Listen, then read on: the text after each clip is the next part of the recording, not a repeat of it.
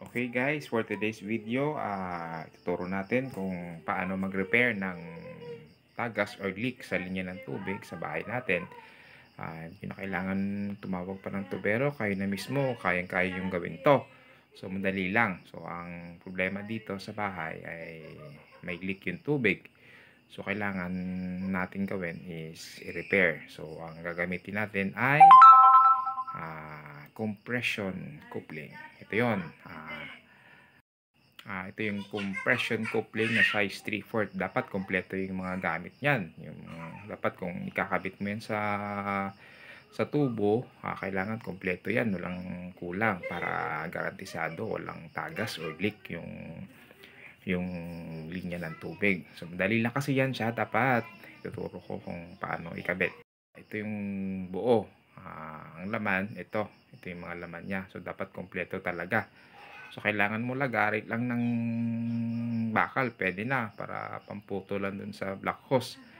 Dito, kailangan putulin mo lang yan para may kabit mo yung compression coupling na size 3/4. Dito kasi sa amin malakas yung yung pressure. Off natin yung valve sandali para hindi tayo mababasa. Nag-aayos. Ayan, pinutol ko na. Putulin mo lang yung linya kung saan yung may tagas or butas. So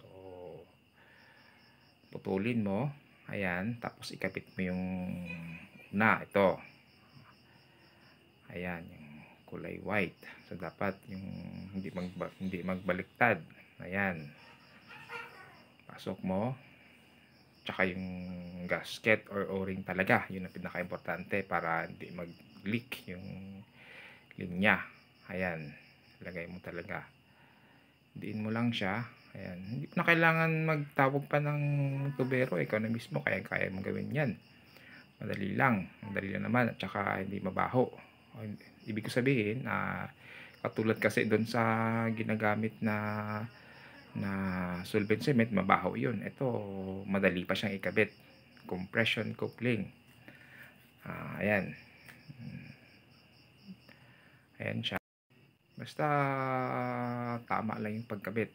Ayan, para walang tagas. Ayan, higpitan mo ng mabuti para maiwasan natin yung leak dun sa linya.